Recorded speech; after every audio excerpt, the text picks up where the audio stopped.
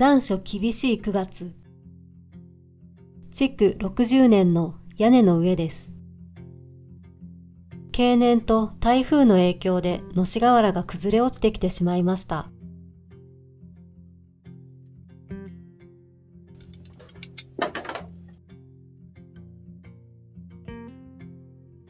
今回はこの滑り落ちたたった8枚の瓦を元に戻してほしいというご依頼です。自信がないわ。戻せば良いだけ、簡単に終わりそうな響きです。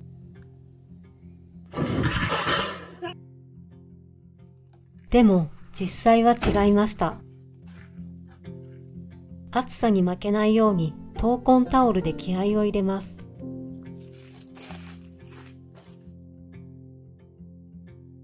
私たちは今日一日瓦屋さんになります。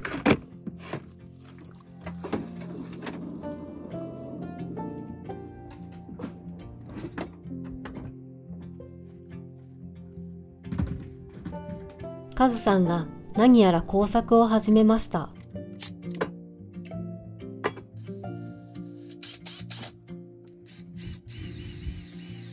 これは和瓦用の後付け雪止め金具です。一体何を作っているのでしょう。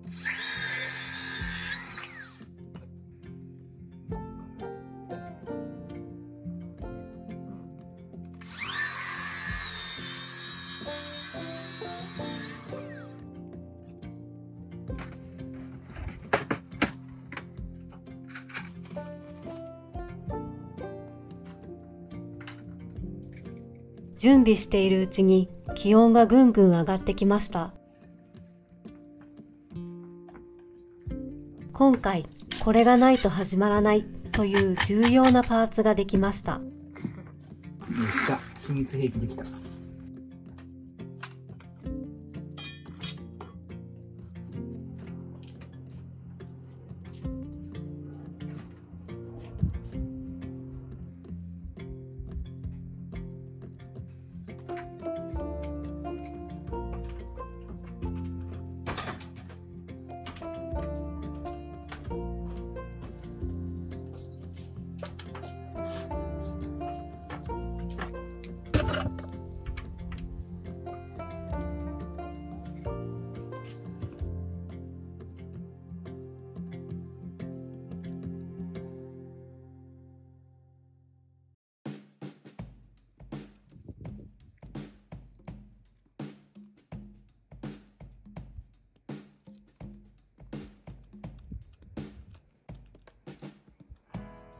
今回の工事の一番大変なところは何かというと、トイ外さんとな。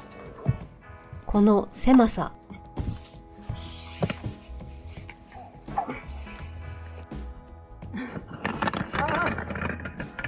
マジか。じゃあ首が回らんぞ。出る。動けないね。肩ひねったりできないな。反対向いたりとかっていうことが、狭すぎてちょんって戻したいんだけど、あの土乾いとるで取らなあかんね。この狭さゆえに瓦屋さんも板金屋さんも作業が不可能でした。無理だな。届かん。胸板の厚みでもう無理。小学生だったら余裕で入れそうですが、広くて8寸ぐらい、狭いともう山のてっぺんとたるきの間が5寸ないぐらい。俺頭入らんかもから。お味噌大きいもんね。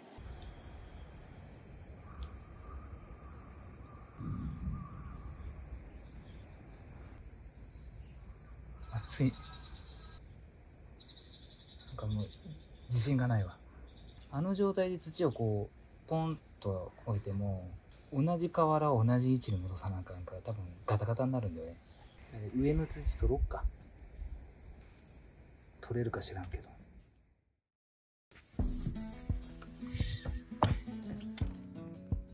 いや、土取るのもう無理だ。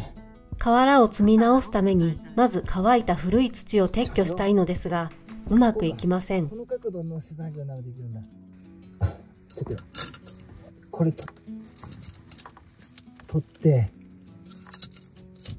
釣りそうだわ。狭くて作業しづらいのはもちろんのこと、この厚い瓦の上に寝そべり続けるのが地獄です。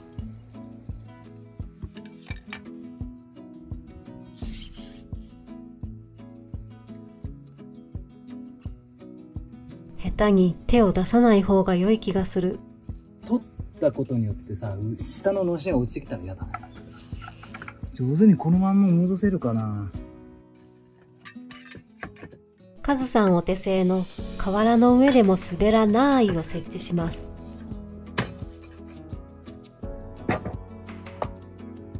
ちょっとは楽になった。ちょっとはってか全然楽。ここが広いだけなのかな、それが。またこっちも落ちてくる。やばい、戻ると思う。そろーっとさ、無理よね。積み直す過程で下ののし瓦も落ちてきてしまいそうです。もう潜っとるだけで偉いわ。とはいえ迷ってばかりでは日が暮れてしまいます。とりあえず土を取り除きます。手が届かないのでケンスコを使うことにしました。こちらのお施主様には以前からお世話になっていて、この瓦のお仕事は夏前から依頼されていました。真夏は焼肉状態になってしまうので随分待っていただいていましたが、本音を言うとやりたくなかった。9月に入り、さすがにもうやらないとねということで覚悟を決めました。俺がやらなきゃ誰がやるという使命感が湧いてきたようです。あら、勝手に落ちてくるの。自分たちが今やっている作業が正解なのかどうか、はっきりしないまま時間が過ぎていく。できるかどうかわからない仕事をするのは不安です。しかも暑さで早くもバテ気味です。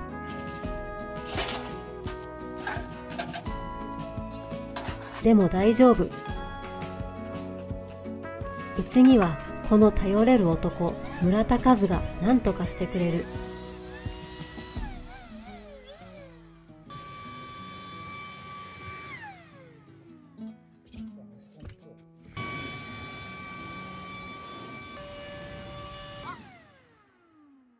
今、主動かんかった？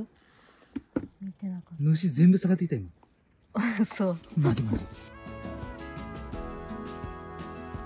ブロアの風で1段目の瓦もゆるゆるなのが分かりました。1段目のさ、取ったんだけど、今度は下もゆるゆるになっちゃったね、これ。土つけて元へ戻そっか。これちょっとさすがにきついね。この状態ではすぐに崩れてきてしまうのが目に見えています。結局1段目の瓦も積み直します。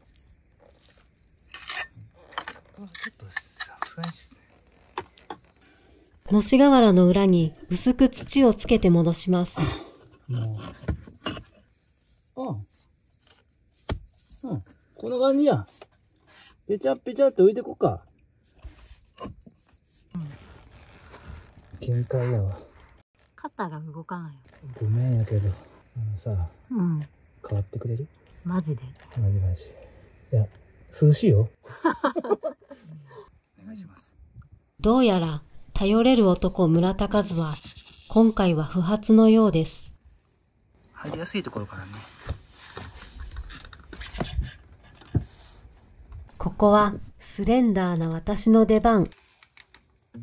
いけそう。はい、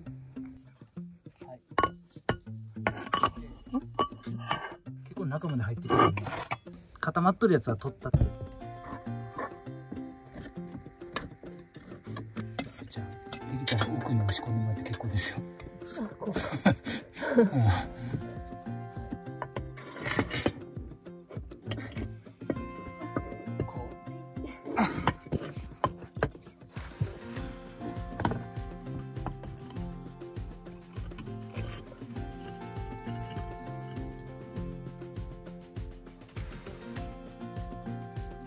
だからよっちゃんこっから見たらね、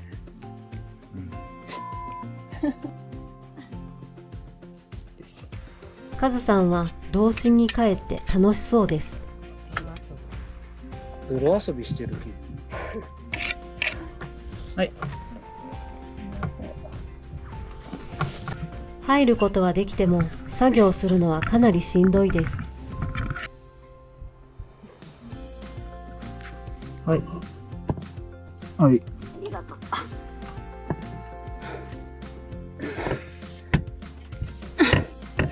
俺な、昨日な、夜夜食食べたんだわ。夜食。それさえなかったらやるんだけどね。あいった。量入るな。はい。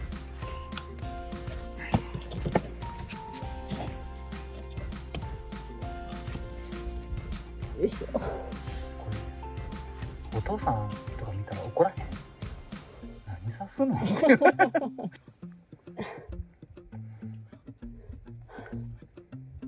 次。ね。傾けられる。こう？うん。素手で泥を手づかみなんて久しぶりです。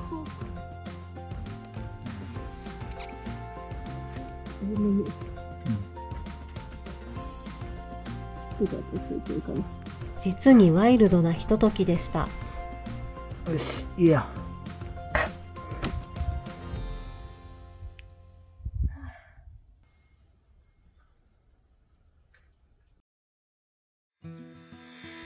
1段目の瓦をなんとか戻したところで作戦を変更しました。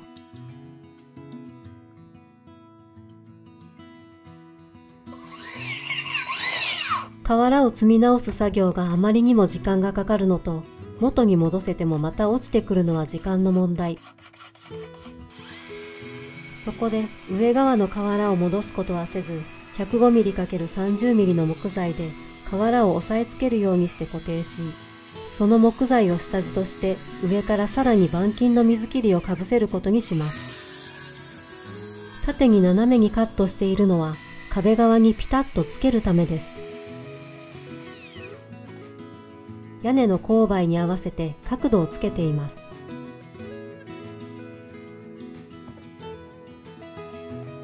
これは充電式コーナーインパクト。そして超ロングビットホルダー。板金の下地を取り付ける前に近所の建材屋さんに水切りを注文しました。カズさんの注文の仕方。ノー挨拶&必要なことオンリー。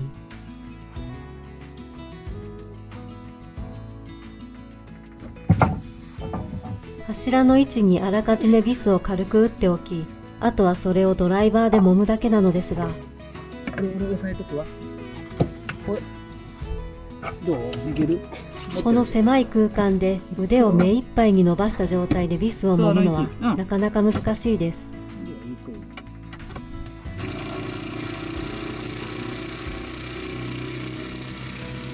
オッケー、ナイス。オッケーるか。無理やな。オッケーオッケー、ちょっと待って。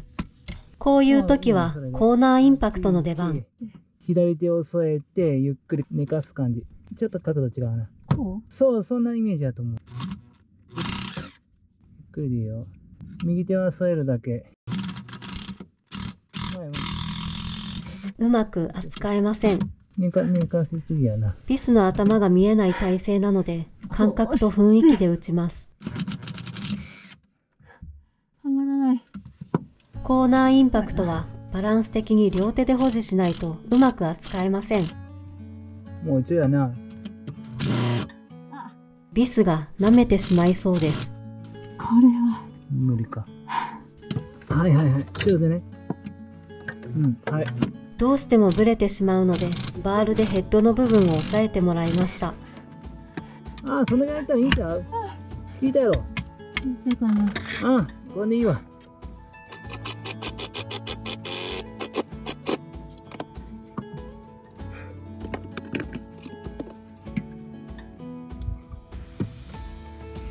違うな。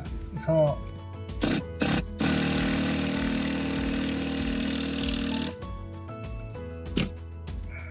寝そべった状態でインパクトを両手で持つのが辛く、かといって片手では打ち込めない。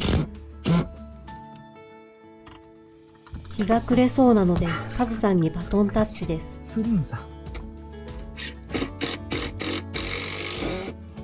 体勢的には体の厚みがあるカズさんの方がきついと思いますが、どんな体勢でもなんとかビスを打ちます。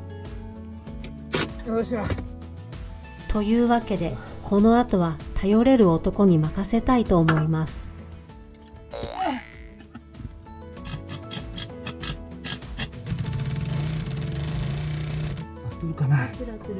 カズさんは肩の可動域が狭いので、ビスを見ないで勘だけで打ち込んでいます。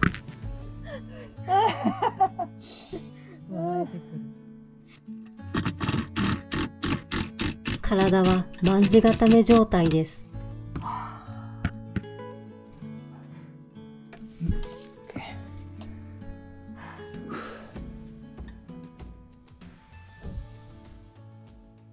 なんとか水切り板金の下地を取り付け、同時にのし瓦もしっかり押さえることができました。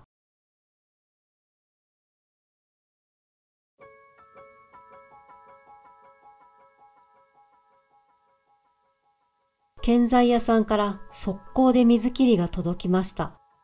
あの注文で通じたんだ。しかも早すぎ。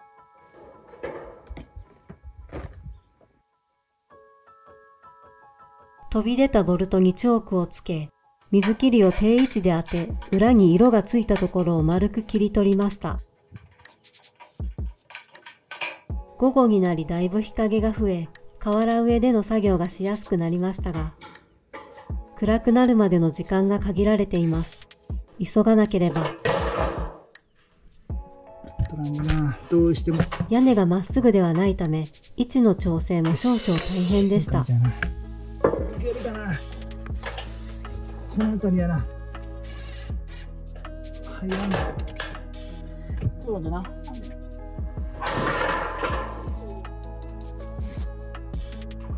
ロングビットホルダーを装着し、下穴のいらないドリルネジを打ち込みます。通常インパクトドライバーのビットは磁石になっており、鉄製のビスが落ちにくいようになっていますが、ステンレスのネジだと磁力で吸い付かないので落ちやすいです。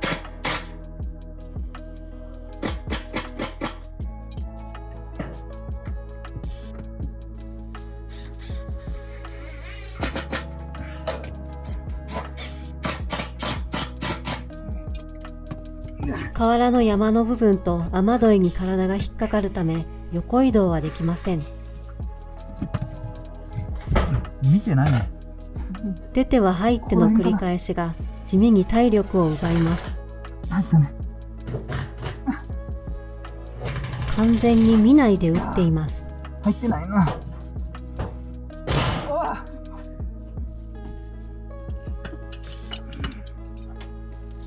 無理だな。そしてついに仰向け状態での背面打ちを編み出しました。ゆっくり回して。いいよいいよいいよいいよ。はい、回して。この状況だとステンレスのネジがとても扱いにくいので、途中から鉄のメッキの板金ビスに変えました。ゆっくり。今。カズさんがインパクトのヘッド部分を保持してビスを水切りに押し付けます。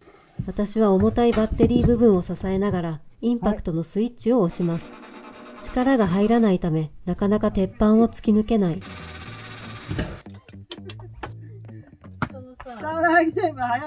何度挑戦してもできないので、まず霧で下穴を開けることにします。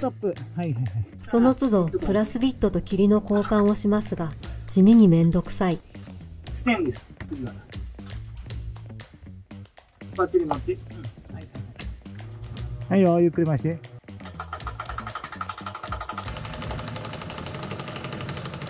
オーライ、オッケー。やっと1本ビスが打てました。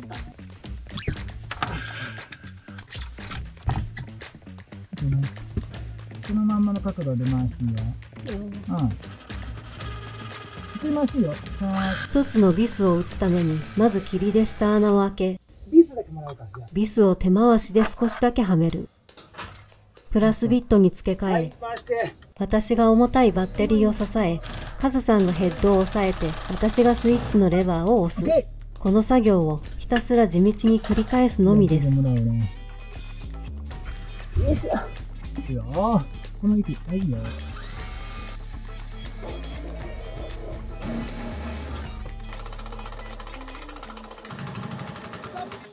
うまい。次は2枚目です。1枚目の水切りに差し込みます。どう突き飛んでいいわ。この位置には、乗せにはどう突き直す。緩めなあかんかな。この下に入らんか。日が傾いてきました。急がなければいけません。ちょっとちょうだい。いいよ、もういいよ。危な。大丈夫？角行ってよ。大丈夫？ごめん。滑り落ちた水切りがカズさんの頭を直撃。大丈夫。危ないね。幸い怪我はありませんでしたが、本当にヒヤッとしました。トタンの板でスパッとやってしまう事故の話をたびたび聞くことがあるからです。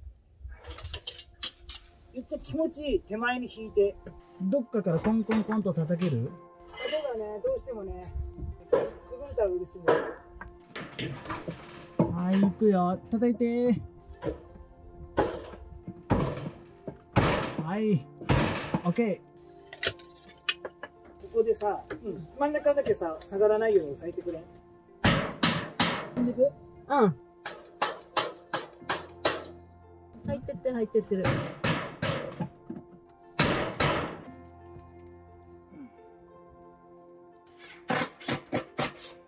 ゴールが見えてきました。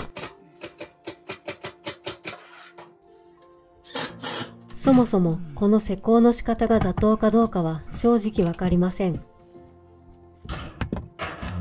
本来は本職が瓦を正しい方法で積み直すのが一番良いのかもしれません。ですが、瓦屋さんですらまともに作業できない場所で大工が瓦をきれいに戻すことは不可能に近いです。なんとなく戻してもまたすぐに落下してしまっては意味がありません。それならば大工としてできる限りの修繕をしようと行き着いた答えが今回の方法でした。何が正解かわからない工事ですが、元通りにすることよりも大切なのは、これ以上の瓦の脱落を阻止し、雨が家の中に入らないようにすることと、施工後に施主様がもうこの場所に関して心配しなくてもよくなることです。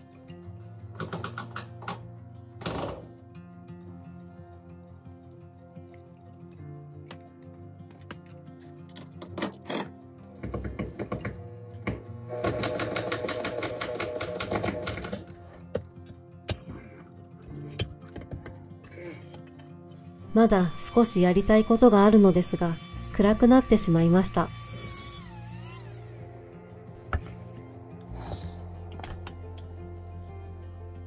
慣れない体勢で一日仕事をして、もう体のあちこちがボロボロです。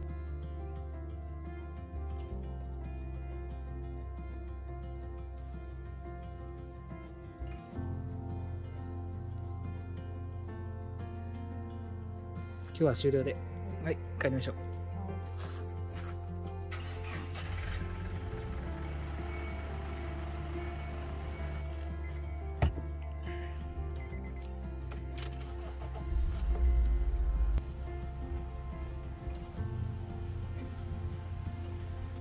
はい、おはようございます。昨日ちょっと6時ぐらいまでやって終わらなかったんですが、ちょっと最後の一仕事が残ってるので、牛の板金と瓦の間にバタつきを抑えるためにボンドで点付けしたいと思います。念のため台風とかでね、バタついたらいけないので、これで瓦のね、山と水切りの下場に部分的な点付けを行いたいと思います。じゃあやってみます。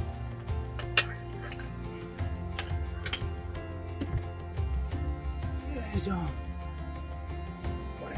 あ、はみ出ちゃった。頭打った。次もあるかな。よ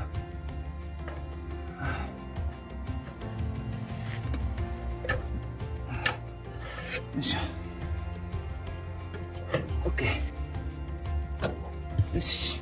ここはいいんだけどね。汚くなっちゃったね。まあでもやらんよりかはいいかな。よいしょ。はい、ちょっとうまくいかないんで、全部はつけれません。見た目も汚くなっちゃうし。瓦が熱いですね。ちょっと無理だ。すごい汗出てる。こんな感じで、たまに点付けですね。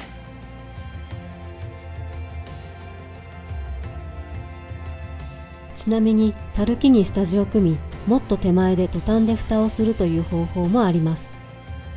今回は予算重視の原状回復になりました。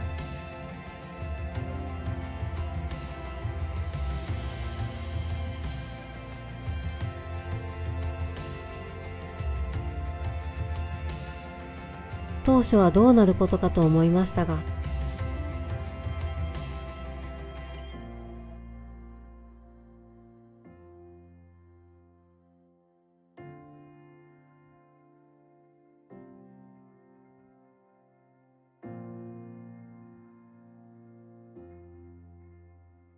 なんとか形になりました。不揃いのビスのピッチが苦労を物語っていますね。少々不格好ではありますが、安心してください。見えません。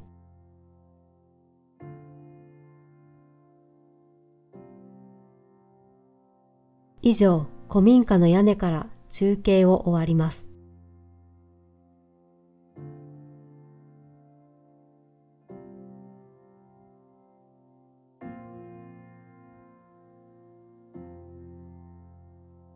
チャンネル登録お願いします。